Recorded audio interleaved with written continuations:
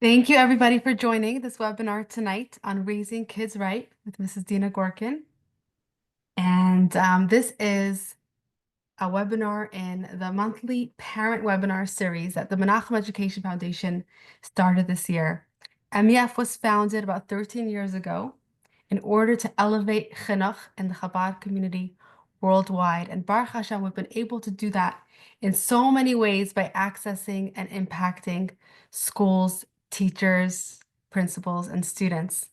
And this year we had the opportunity to reach farther and deeper and connect with parents as well, because the best partner in chinuch and the first and foremost front line of chinuch is the parents in the child's home. So here we are working together on behalf of our children's chinuch, and Sfira Sa'imer is definitely the best time to do that. This webinar has been dedicated by Harlan Herschel Parker. Thank you so much for dedicating this webinar. To my great-grandparents, whose names I'll never know, but whose souls are there in the Russian Pale. Yet we are bound together still through Torah and our Jewish heritage. I hear you now. I love you. What a beautiful, profound message for chinuch. Blessings to the Menachem Education Foundation for all the vital work it does, assuring Jewish education thrives throughout the coming generations. Thank you very much. And the webinar series overall is dedicated in loving memory of Rabbi Yeshua Elchanan ben Rabbi Yosef Mordechai, Alav Hashalom. So thank you all for being here. And Mrs. Gorkin has been working closely with MEF for years in bettering Chabad Chinuch worldwide. Mrs. Gorkin is the founder and principal of her own high school, Benos Chomesh High School, which is making a difference both with its own students as well as by example. Mrs. Gorkin also spent several years running a program called Teach and Reach, where she trained mechanches in the classroom to be able to have a greater positive impact on their students through personal connection, through inspiration, and through so much more.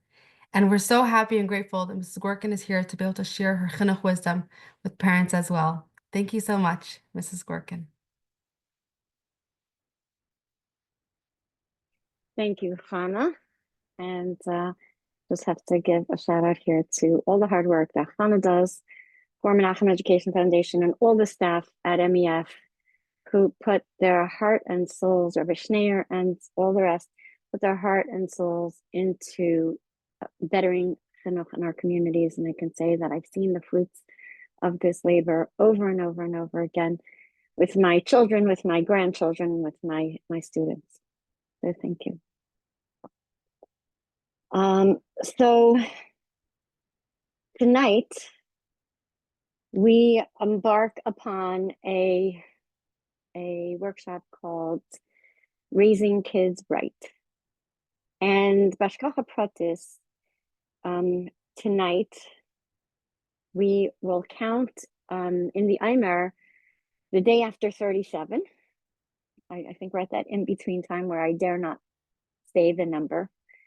And being the sixth week of the Eimer, the sixth week represents the Midah of Yesod. And Yesod is explained as the trait of bonding, really, really connecting. The day represented by tonight and tomorrow is Tiferes Shabi Yesod. And we understand Tiferes as both balance and compassion, because compassion is the balance of Chesed and Gvura. And we're always saying that everything is Hashgacha Pratis. But if I had to pick one day on the calendar that is appropriate to speak about raising children to be balanced, healthy individuals through our efforts, this would be the day. Compassion and balance in bonding. Of course, my second choice would be Chaf Beis Teves, which is the day where we have the Rebbe Rashab's quote about the obligation of every Jew, just like it's an obligation to put on tefillin, obligation to discuss chinuch for at least half an hour a day. So I've now mentioned both of these things, and this is indeed the perfect day. Before we can do anything for our kids, we have to do what the airlines suggest, and that is put on our oxygen masks first. So the flight attendants always tell us before you help the person traveling with you, if you're traveling with a young child, put on your oxygen mask first. And oxygen is surprisingly important in parenting. And many of the impulsive parenting moves that we make could have been prevented by actually practicing good breathing and good nutrition. So before we go anywhere, the Rebbe always give brachos, the gashmius of ruchnius, with the stress on gashmius first. We have to remember to take care of ourselves. We have to remember to breathe and eat. And you may have heard me say in the past that the road towards building a child into a wholesome and productive adult is healthy, happy, frum. And this goes not only for our children, but maybe even more so for ourselves. How can we hope to produce healthy, happy, frum children if we're lacking in any of these areas? So it's extremely important for us to remember that, just take a moment to think about before we get started talking about parenting and doing for our children, to look inward and ask ourselves, what's one thing I can do for myself that I haven't been doing up until now to take slightly better care of my physical well-being? Parents who feel better physically, better.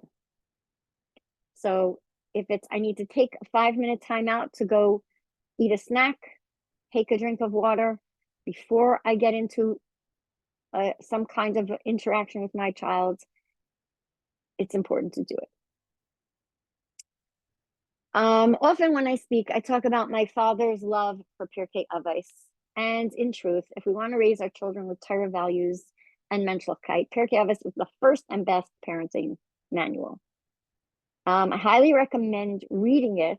And we're in these weeks now where we are reading Pirkei Avos. I highly recommend reading it with your kids in mind. That as you're reading each Mishnah, to think about, how does this apply to my parenting? Because armed with Pirkei Avos and the guidance of our Rabbein and Siyata Dishmaya, we will have all the tools that we need to raise a generation that is worthy of greeting Mashiach.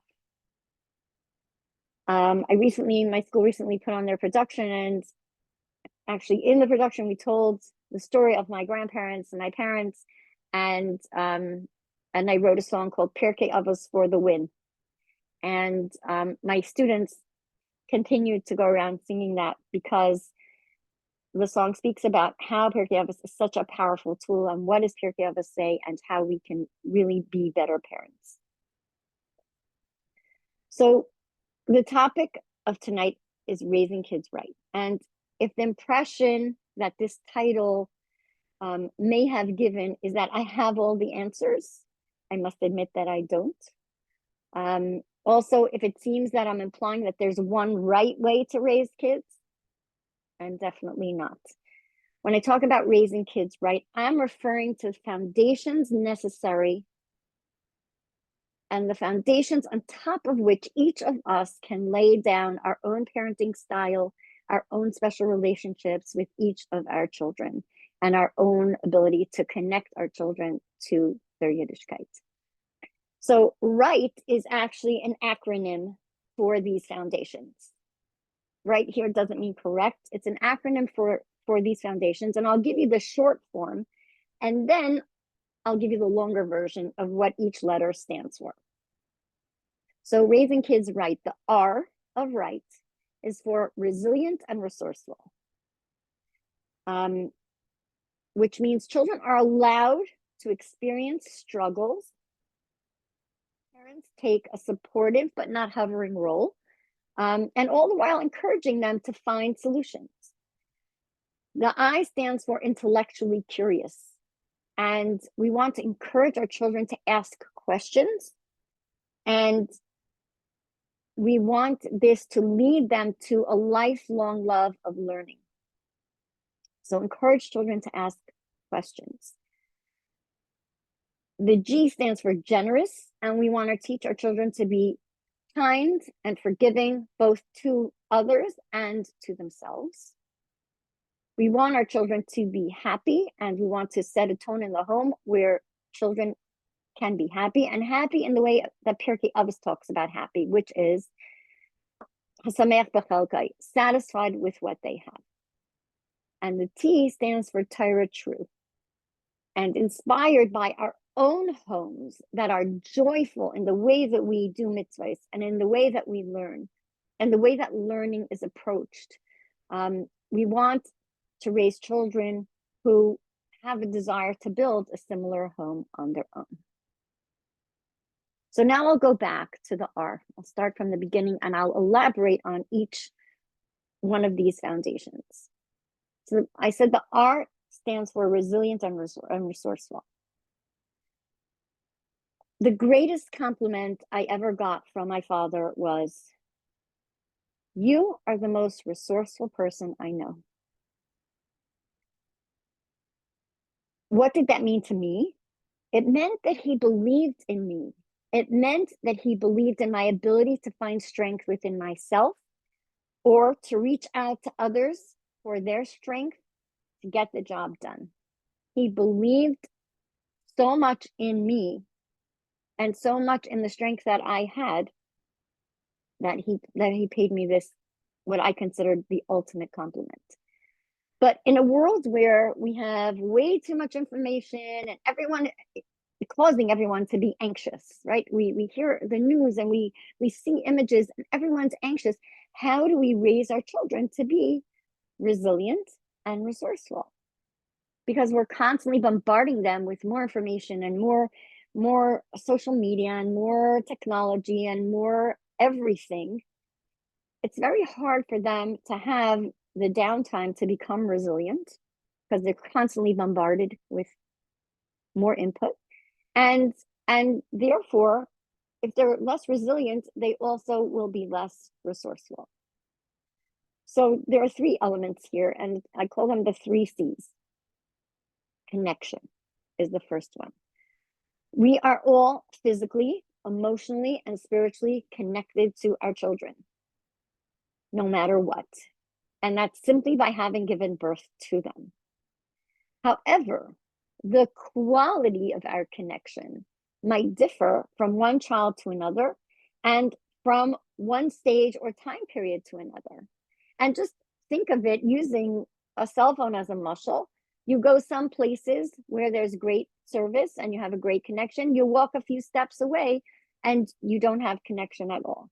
And that's kind of a good muscle for how we interact with our children and how we're connected to our children. So no matter which child it is, the one that we have the most difficulty connecting with or the one that we connect with most naturally, or what time period is, whether it's when they're two and all huggy and lovey-dovey, or when they're teens, when they tend to pull away, it's important to work on the intimacy of our connection, because our connection to our children is their connection to the Eibishter and to Torah. So how do we work on our connection? Quality time. I was just speaking. I now learn a lot from my children and my daughters-in-law about parenting today. And one of my daughters-in-law said to me on Shabbos that they have a time that's called special time, and special time is a few minutes, could be a few minutes a day with each child, where the parent just listens. They don't even ask questions. They're just there 100% for the child. And during special time, it's a time of real intimate connection where the child feels like, right now, my mother or my father is all mine. Not distracted by a phone, not distracted by anybody else, but especially there for me. Baruch Hashem, when we have large families, 9, 10, 11 kids, it's not easy to find special time for every single one of them, but it's possible. And making it a priority in our day means that we're working on the connection with our child. Now, you might think that 5 minutes a day of just random conversation isn't meaningful. Trust me when I say it's extremely meaningful. And it's the building blocks of important conversations later on. What we're trying to build is the relationship which allows our children to know that they are the most important thing in the world to us. And it means that someday down the road, they are more likely to choose us over negative peers. So that's something very, very important for us to keep in mind in those small moments of time that we share with our children. The second thing is communication, the actual communication that we have in those times of connection, whether it's special time or whether it's, just at the dinner table, at the Shabbos table, doing homework. As children grow older, their communication styles and communication needs change. Communication becomes less physical and more intellectual, more verbal, and more emotional. And it's important to recognize that these changes are happening as they happen and shift the way that we communicate based on what our children are showing us they now need in terms of communication. So when children are very little and we compliment them on things and we say that we're proud of them or we tell them we're impressed with what they did, it works, generally speaking. But when children get to those teenage years where they feel awkward or uncomfortable about things, we can't compliment them in the same way. We have to change the way that we give compliments, change up the way that we interact with them so that they don't feel like we're treating them like babies. Excuse me. Which child we're speaking to, it's important to keep in mind that there are differences depending on the age of the child. At this point, I want to share my screen for a moment, and I'm going to tell a story that anyone who's ever heard me speak has heard. But I believe that it's an important story and is worth sharing. So presenters, I just sent a request to be able to share. And now I see that I can share. Okay. So many, many years ago, let's see if I can make this bigger. Many, many years ago, I had a wonderful cleaning lady. Her name was Juanita. And Juanita was with us for many years. One day I ran out to the store and Juanita was at my house. Well, when I came back, she was already gone. And oops, sorry about that. And when I came into my kitchen, I found a note taped to my stove. And the note said, "No, my ring tonight," in Juanita's handwriting. She had written this note and taped it to my stove. So I thought, well, obviously this is an important message because she wouldn't tape it to my stove, but she's putting it here so that I know not to start cooking before responding to this message. I take it off the stove and I'm trying to figure out what on earth does Juanita mean with this message. No, my ring tonight. Maybe she doesn't want me to call her tonight. And occasionally we did call Juanita, asking her in broken Spanish where a certain shirt was or where my husband's socks were, because she mixed them up and put them in my son's drawers. Why doesn't she want me to call her tonight? Maybe she has an INS interview. An immigration is coming to her house, doesn't want them to know she has a job, so she doesn't want us to call her. And all these workings are going on in my brain. And I'm like, no, that doesn't sound right. I think what I need to do is say this in Juanita's accent, and then I'll be able to know what she means. So I took Spanish in high school, and I remembered that I really sounds like E, and the R is rolled. So I'm thinking, and I'm saying over to myself, no me ring tonight. No me ring tonight. And suddenly a light bulb went on over my head. And I picked up the phone and I called one of the teachers in Beis Rivka, who was my colleague. I worked in Beis Rivka at that time. I was in Mechaneches in the high school. And I called a fellow mechanechas, and I said to her, "Hi, Rachel, our mechanechas meeting for tonight, is that still on?" And she said, "It was canceled. I left a message with your cleaning lady." No meeting tonight. Now, here's a perfect example of somebody that thought she was saying one thing, but she wasn't, and somebody that had to sit and figure out what is this person trying to say, and with great difficulty finally figured it out.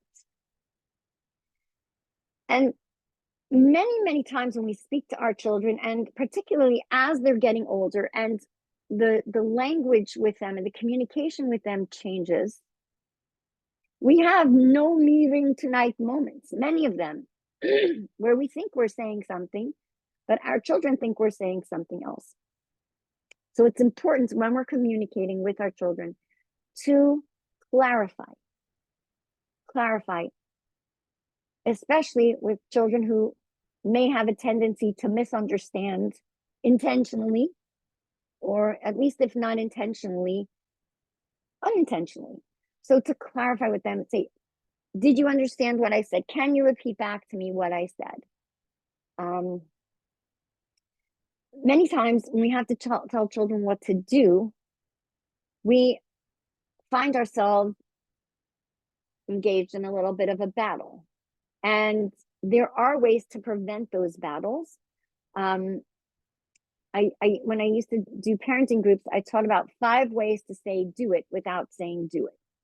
And there were things like you could suggest, if you don't absolutely require that thing to be done, but you'd like the child to do it. And if the child doesn't do it, there's no consequence. You can suggest it. But if they don't do it, then it's important to realize you didn't give them a direct order. You suggested it. There's also something called clock speak, which is rather than go directly and firmly up against the child by saying, "You have to take a bath now," or "Get your homework done this minute," talk about the time. It's 6:30, bath time. It's not me against you. It's bath time. It's the clock speaking. It's not me. There's something called let's, right? Like let apostrophe S, where we can say, "Let's do this together. There's a big mess over here. Let's take care of it. Let's do it together." After focus. After focus is when we say to a child, "After we do such and such, there's going to be such and such." And it doesn't have to be a big reward. It can just be getting the child to focus on what's coming next, as opposed to what's coming now. That's a less pleasant task.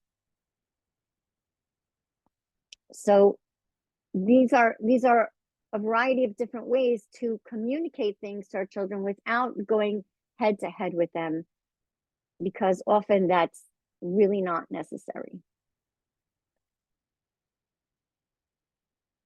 A crucial thing to remember when we're communicating with our children is that when they express themselves with great emotion and it's negative, saying things like, "I hate you," it's not really about us.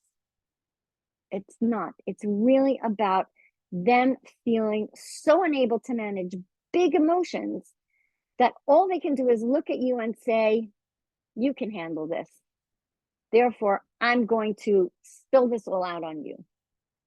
And so when a child says something very negative, it's important that we don't react by lashing back out at them, but that rather we say something like, "It sounds like you're having some very big emotions now. It sounds like you're very frustrated now. Perhaps, you need some time to yourself." And really, it's important over here to mention respect. And we'll talk a little bit more about that as I get into the next little part of this, which is clear, consistent boundaries. That's the third C. It's really the third and fourth, but we'll call this all one. Clear, consistent boundaries. There's a lot of talk about attachment nowadays. And it's important to know that attachment does not mean that you and I are connected on all levels and are equal in this relationship. It's a parent-child relationship. It's not best friends. And while you can be the best friend to your child, you can be the best friend your child ever had, it's not a friend relationship. And the only way that it can be a healthy relationship is if the boundaries are clear. So imagine you went to work one day and your boss gave you a list of tasks that you had to do for the day. You completed the tasks. He told you did a good job. And you had a great day. And now the next day you come in, and instead of greeting you with a list of tasks, today the boss says to you, what should I do today? Can you tell me what to do today? How uncomfortable would that be? And how insecure would you feel about your job? I mean, does that seem like a company that's in good hands? Does that seem like it's in the hands of a person that can effectively direct this business and grow it so that you have job security? And the answer, of course, is no. When our children perceive us to be their friends, they lose sight of the fact that we're their parents, and that makes parenting, responsible parenting, much more challenging. And one of the hardest challenges that we have today is knowing whether it's okay to say no to our kids, because we're told kids need to have a lot of love and a lot of warmth, and maybe, you know, the boundaries don't have to be so clear. Tyra does not agree with this. And as much as the Rebbe always says, so sichos about being warm and being loving towards your children, he also spoke many sichos about not giving children that device. And he wouldn't even say the name. And this was before every child had an iPhone in their hands. But not giving children that device as a reward for good behavior. He did speak about the importance of giving lots of love and softness, especially in this generation. And I think it's a kal v'chomer now in this generation. But maybe that makes it a little bit confusing, that don't, you know, have these boundaries, but give them a lot of love. And it's not really a contradiction, because it has to be both boundaries with love and love with boundaries. And that's what Chassidus teaches us. That's what the Sfiras teach us. That's what today's Sfira teaches us. When we enforce boundaries, we do it with love, not anger. When we show love, to not overwhelm with love. When we want to connect with our children, Yesod, we do it with a balance known as Tiferes. And we can take our cues from what our children want and need. Different children want love shown in different ways. They want to be hugged, or they want to be spoken to, or they just want to spend time with us. And it's important to tap into, how does a child want to be loved, but also to ensure that that love is given with an equal measure of discipline. Now, when we want to communicate something that needs to be done with our children, and we want to be clear and consistent, there's a four-step process to communicating when we need something done. And that's state, validate, reiterate, and wait. State, validate, reiterate, and wait. So I'll give examples from a younger set of kids and from an older set of kids. So first, I'll go with a younger set of kids. Child is made a mess with the Legos. So we say in clear terms what we want or expect. And it would sound something like this. I see there are Legos all over the floor. I'm setting a timer for 5 minutes. And when it rings, I expect all the Legos to be back in the bucket. Okay? Now you stated what you see and what you expect. Now you may get some resistance, like, oh, mommy, it's so hard, I can't. So validate. it seems like a lot of work. Like you wouldn't be able to get this job done. You're validating. Yeah, it's hard. You're right. It is hard. There's a lot of Legos and there's one you. Now reiterate. This is a job that needs to be done. But I have a lot of faith in you that you'll be done even before the timer rings. So you're reiterating in an encouraging way. And then wait. And the majority of the time, the job will get done. Not always. And you might have to resort to one of the other methods of saying, let's, and we'll do it together, or clock speak, or one of the other methods. It's a little trickier with teens. With teens, state might look something like, I see a pile of laundry on your bed that needs to be folded. It's 6 o'clock now. I expect it to be folded when I come back to your room at 6:30. And as I said, with teens, it's more complicated. So you might have to change things up here a little bit. But you might very well get, oh, it's so annoying. And I have a test to study for. I don't have time. Validate. Sounds like you're really busy with school. And that's going to make it hard for you to be done by 6:30. So then ask a question. What do you think is a reasonable time frame? Give me a reasonable time frame. That's the time I will expect this to be done. Okay, child gives you a time frame. Let's say she says 9 o'clock. Okay, so by 9 o'clock, I'll be happy to see a bed that's clear of laundry and a place that's ready for you to go to sleep tonight. And then wait and hope and daven. And there's something especially important about using the word I expect. I actually heard this from Ruchama Clapman probably 25 or 30 years ago, that when you say to a child, I expect, most children really don't want to disappoint their parents. Most children really want to please their parents. And so saying, I expect this of you is more likely to get a positive result. In general, when communication is done in a calm and respectful tone, it's received differently than when orders are barked or when we threaten our children that there's going to be a punishment for something if they don't do the task. And kids today are so sensitive about how they're spoken to. And our job is not to bow to their every need and not to capitulate when they are demanding from us, but to always keep in mind that this child is a Tzelem Elokim. Each child is an absolutely awesome gift from Hashem, and Hashem put this incredible trust in us to be able to treat that Tzelem Elokim with respect. Now, again, respect does not look the same from parent to child as it does from child to parent. So parents do need to expect respect from their children. And when children speak disrespectfully, they need to be called out on it. And they need to be reminded that it's not acceptable. And how do we do that? We don't have to yell. A simple phrase like, can you please repeat that in a more respectful tone? Or can you find some words that are more respectful?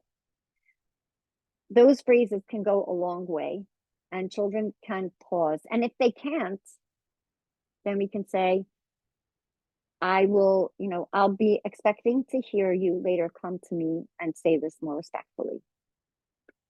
Also, it's important to teach children I messages, that when they don't like something that's done, and this happens with me with students all the time, they don't like something, right away they come with anger or with frustration, and we can say, tell me how you feel about it. Give me an I message. An I message is how I feel about this, but not about how you are to blame and you are terrible and you are mean to me and you're the worst mommy ever. So training children to talk about how they feel in a situation rather than how you've let them down is also important. It can engender greater respect. Now, of course, this can backfire, as it did with me many years ago when I first took a parenting class with the wonderful Rebbetzin Shane Garten and decided to put her words into practice. And one of my children was about 3 years old, and he was very upset with me for something that I did. I don't even remember what it was. And he said to me, he was He was 3. He said to me, "You are a stupid mommy." And I was quite appalled. But I had taken Rebbitzin Sheingarten's course and I knew exactly what to do. And I said, in this house, we don't call names. We say how we feel. Can you tell me how you feel? And he looked me straight in the eye and said, "I feel that you are a stupid mommy." So can this backfire? Yes, it can backfire, but we always have the opportunity to look for and find new ways of communicating with our children that are more effective. So if one thing doesn't work, we try something else. The I, and believe it or not, we only got through the R so far. The I in right is intellectually curious. And intellectually curious means encouraging our children to ask questions. And some of their questions will be hard, like, why is the sky blue? Or why isn't Mashiach here yet? Or how could the Abishter do such and such? And it's so, so important for us to encourage them to continue asking questions even when we don't have the answers. I would say both of my parents, especially my mother, were constantly teaching us. Wherever we went, we would go on a car trip, we would go on a walk on Shabbos afternoon, and they would be constantly showing us things and inviting us to ask questions about the things that we saw and discussed. So it's very important for us to open that up to our children and to not be afraid of the questions they ask that we don't have answers to. And those questions are even more important because we have the opportunity to say, you know what? I never thought about that. I'm going to ask a Rav. I'm going to ask my Mashpia. I'm going to speak with Tati about this. I think he learned that. Or I'm going to look this up. Let our children see that the intellectual curiosity is within us as well. And when we model that, it really engenders it in our children. Generous, teaching our children to be generous, kind, and forgiving to themselves and to others. And this is the most basic tenet of Torah. We can't be generous to others unless we are generous to ourselves. And it's a muscle we need to develop. As Jewish mothers, we tend to blame ourselves and constantly, feel guilty about what we didn't do or what we can't do or what we won't do or what we haven't done. To be kind and forgiving to ourselves in order to model kind and forgiving behavior to our children. So this is called generosity of spirit. And when we point it out to our children in other people, it helps them to see it and to understand it and to assimilate it into their own behavior. When we make a mistake, instead of saying, "Oh, I'm so stupid," say, "I made a mistake.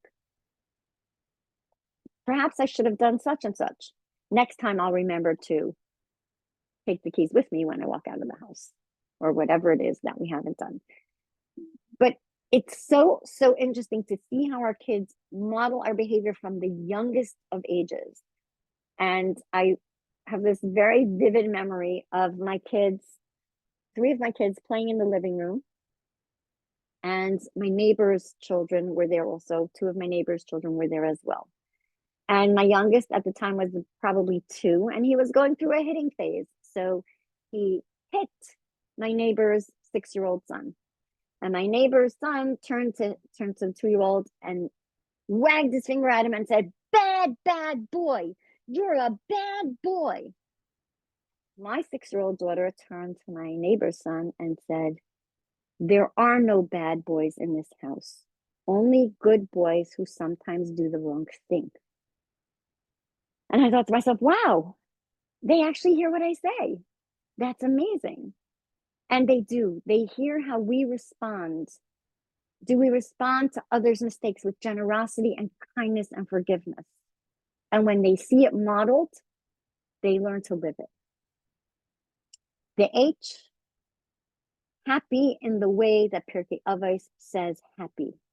Ezehu Oshir Hasameach B'chelkai, who is rich, one who is satisfied with what they have.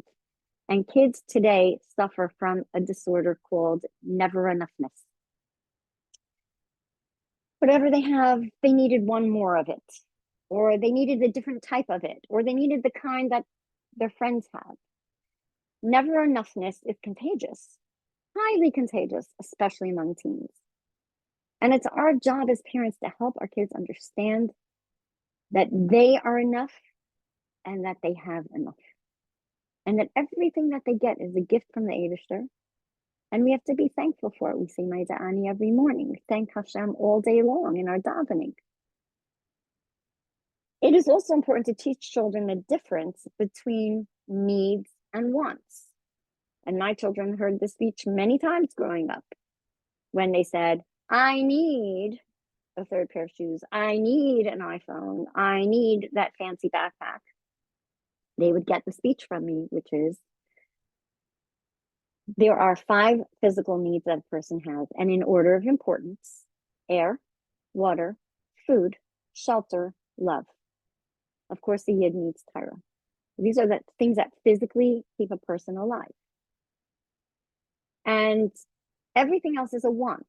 So if you come to me and you tell me I need, it had better be air, water, food, shelter, or love. Otherwise, please say, I want, could I please have, I would like to have. One of my daughters, back in the day when everybody didn't have an iPhone, wanted an iPhone. And we gave her quite a few reasons why we were not going to get her an iPhone. And she was not happy. And she asked, I wouldn't say daily, but weekly, from the time she was, I think, the end of 8th grade. And, you know, it started to be a bigger request. Now this friend has it, and that friend has it. Now all my friends have it. Now all my classmates have it, which probably was a bit of an exaggeration. And we really had to stand our ground and let our daughter know that when we thought the time was right, she would get a smartphone. It took till the end of 11th grade. We said, now you're going to be making decisions about seminary, you know, going off on your own after high school. And we finally capitulated and got her a smartphone, which was going into 12th grade. That is not easy to do. And sometimes we just have to help our children understand all the things that they do have that are amazing and that are wonderful. Here's what our family does for Hanukkah, and here's what, you know, here are the wonderful people that are part of our life, and here are the special things that you have, that you own, that you know, are able to do because you're part of this family and because you are you. And we don't need everything that everyone else has. Again, today, this is very hard to do. And I believe if parents stand together and really work, parents in the same class, really work together to try to stop this trend of I need, there's strength in numbers. There's a saying, don't think about how bad it is, think about how good you can make it, right? Think about all the things that you have and how good you can make your life, even if you don't have everything. And there's a famous story of Mendel Futterfass, and from what I heard, these are the people involved in the story: Mendel Futterfass and Moshe Vashetsky. Moshe Vashetsky is arrested, and Mendel gets the sense that Moshe is in the cell below him in the prison, and he taps on the pipes, and there's like a little hole, and he can hear Moshe's voice, and he yells down, Moshe, du bist zufrieden? Moshe, are you happy? They're in prison. How could he be happy? It is possible to be happy with what we have, and it takes a tremendous amount of training of our children from the time we're very, very young to be happy with what they have and to really be able to embrace what they have and not think about what could be, but rather what is and what I have to appreciate about what is. The T stands for Torah, true. And the Rebbe says the Rebbe gives the recipe for raising Torah true children in 3 simple words. He says our job as parents is to provide a home atmosphere that exudes varime Chassidische Lichtigkeit, warm Chassidische light. This is an imperative. Our job is to infuse our homes with this warmth, with Chassidische light, with expressions of joy in our everyday observance of mitzvahs. And our enthusiasm about learning something new, our showing our children how we grow in our own Yiddish and Chassidische Hanhagais. Excitement over Shabbos guests. Excitement about going to a simcha and saying, I get to go to a simcha, not I have to go to a simcha. I have to go to a chasana. I get to go to a chasana. I get to participate in somebody else's simcha. I get to have the mitzvah being sameach a chasana kala. What's greater than that? Going to shul and davening, experimenting with ways to make Yom Tov more exciting. And I still have memories of our COVID Pesach. During our COVID Pesach, we had only 2 of our children living at home. And we were trying to think of ways to make Pesach exciting. I mean, COVID was miserable. How could we make COVID Pesach exciting? And my daughters came up with things like get a new tablecloth, cloth napkins to make it really fancy, make it feel special. Simple things that don't cost a fortune can make our homes where there is warme Chassidische Lichtigkeit. Let our kids overhear us talking excitedly about doing a particular mitzvah or about helping an elderly relative, or let them join in cooking for somebody who just had a baby.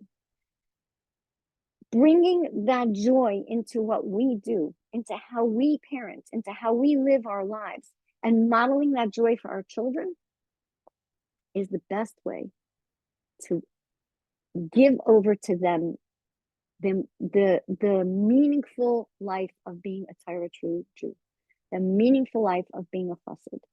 And when they see that we are joyful in our observance, in our everyday observance of mitzvahs, it's also contagious. Never enoughness is not the only thing that's contagious. Joy is also contagious. And our children make instant connections from the time that they're tiny to an association between Yiddishkeit and love, Yiddishkeit and joy. So if we're sitting at home davening on a Shabbos morning with little kids, we can daven with our arm around that little child. And so davening feels like love. And we're connecting this child to our own relationship with Hashem. Helping our teens to see that life is good and not catastrophic. And that, Baruch Hashem, there is so much good in the world. I once had a student that when we were learning before davening, raised her hand and said, how can we thank Hashem for the good if there's so much more bad in the world than good? And I asked her, let's take your morning. It's 9 o'clock. How many good things happened to you this morning? You woke up in a home with a roof over your head, in a warm bed. You have a nicely pressed uniform. Your hair looks lovely. How did you get to school today? I walked because it was sunny outside. Great. It was a beautiful day. And you walked with your best friend. That's amazing. What did you bring for lunch? Oh, my favorite lunch. My mother packed my favorite lunch. And we went on and on. We counted about 10 things that were good that happened to her. I said, how many bad things happened to you today? She said, none. So look at that. Are there more bad things in the world or more good? Our teens tend to catastrophize everything. Everything's a disaster and everything is the worst. And if we teach our kids to tone down and not catastrophize everything, but to tone down the catastrophe level, maybe take it down from a 10 to an 8, or maybe to recognize how much good happens to them. We can help them to appreciate their world. We can help them to connect better to the Eibishter, and we can help them to grow into healthy, happy, and from adults. I would like to end off by benching everybody that you should find easy ways to raise your children right. You should be able to build on these foundations and bring out the best in your own personality and your own style of communication and your own way of doing things on top of these foundations, and really raise children in an atmosphere of warme, fastidische Luftigkeit.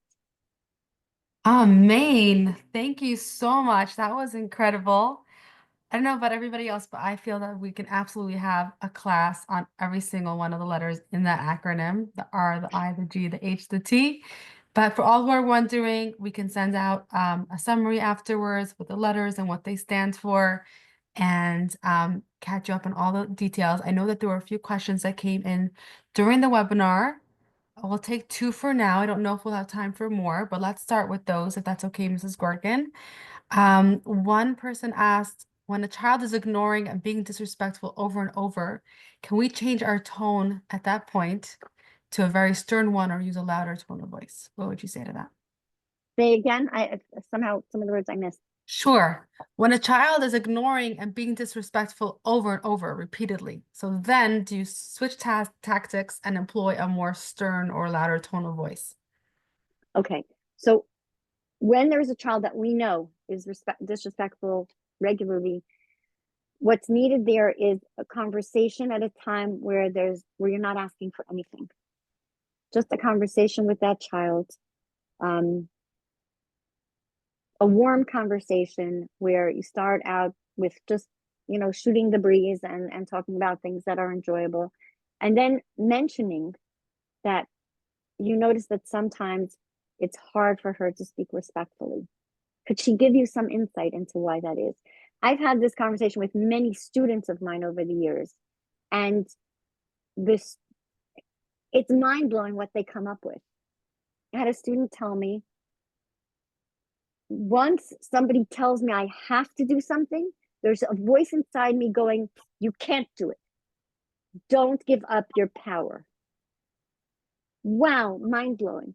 So I said, what's a way that I could tell you to do something that will make you not feel that way? You be the adult now, and you tell in a way that doesn't make you feel that way.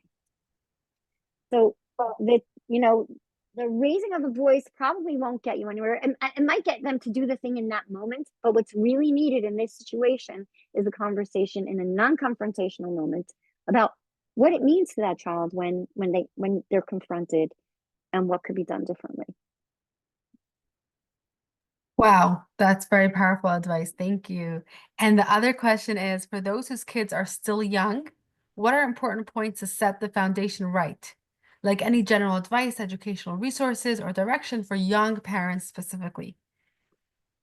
I love working with young parents because they're so hopeful and they're so optimistic and they're so ready. As a matter of fact, I had my students over for Pirkei Avos on Shabbos, and I mentioned something that maybe it's not politically correct today, but I said, when a child does something extremely dangerous, that is the time that I feel I don't believe in hitting children. I don't believe, and I really don't. And you can ask my children, probably each one of them got patched once.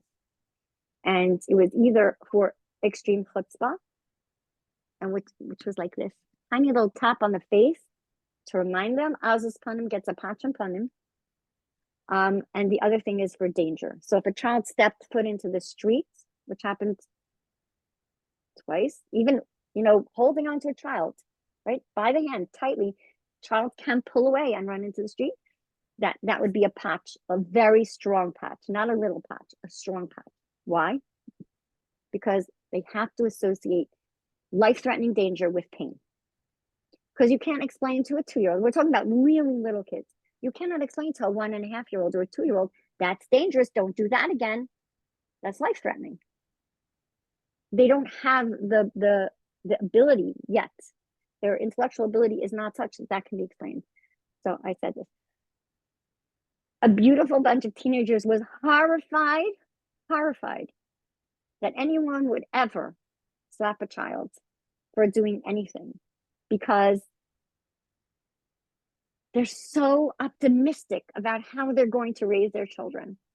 And I said, I love this. I said, I want to speak to you all in 10 years and I want to hear how you're doing it because you probably have better ideas than I do. So the young parents have such great outlooks. Again, my children, my daughters-in-law, I hear they have very wholesome outlooks on parenting. And there are, I guess there are a couple of things I could recommend. Number one, I hear from people that Rabbi Shais Taub's course is excellent and can be very good as a foundational course in parenting. Number two, there are people who do parenting coaching. I am among them. I'm not here to, sell my services. There are people who do parenting coaching, and we'll sit with a young couple and talk about how to really lay these foundations in very practical terms. Like, what are the areas where you feel you're struggling? Is it with bedtime? Is it with bath time? Is it with dinner time? Is it getting little kids to do homework? Is it fighting? What are the issues that you are actually dealing with, and how can we fit this on top of or into raising kids right? So I'm trying to think now of books that I recommend. There's a book by Slavi Young Rice, whose name of the book escapes me at the moment. Slavi, but her book I found to be very good, and Rabbi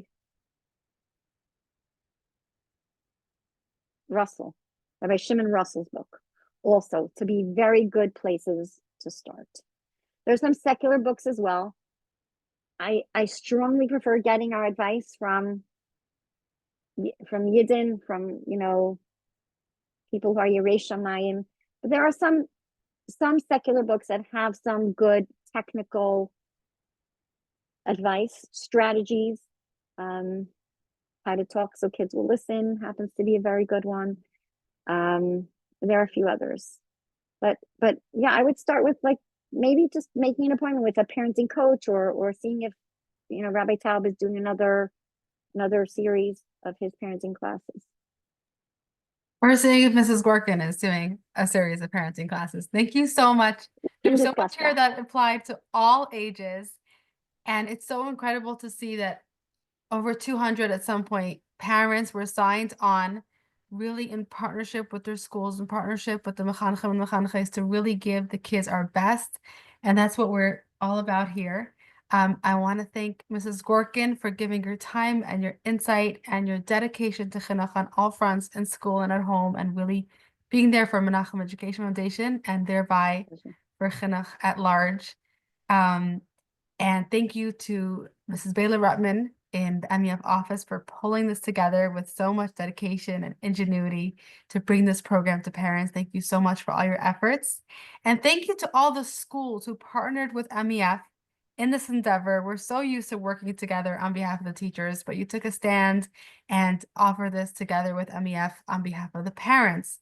So the schools that partnered with us, and many of your parents are here today, are Bader Hill Academy, Beis Chaim Mashkav Toronto, Beis Chaim Mashkav Los Angeles, Beis Chaim Mashkav Postville, Beis Chomesh, Beis Rivka, Beis Chaim Arizona, Beis Beth Rivka Academy, Chabad Hebrew Academy, Cheder Chabad of Muncie, my school, Cheder Chabad of Philadelphia, Cheder Lubavitch of Morristown, Cheder Lubavitch of Arizona, Cheder Menachem of Los Angeles, Cheder of North Carolina, Darchei Menachem Hebrew Academy, Orange County, Lamplighters Jewish Academy, Lubavitch Educational Center, Lubavitch Hebrew Academy, Magen Israel School, Shluchim Online School, Shmuel Zahavi Cheder Chabad Toronto, Tamim Academy of Punta Gorda, Torah Day School of Houston, YTTL Montreal. Thank you so much, parents, principals, for signing on, for bringing this opportunity. And may all the participants have so much hatzlacha in your parenting journey. Easy Yiddische Hasidische Nachas, and join us next month. Our next parent webinar will be with Rabbi Zalmi Kudan on preparing your kids for camp successfully. Thank you, everybody. We'll see you back next time to be in Yerushalayim.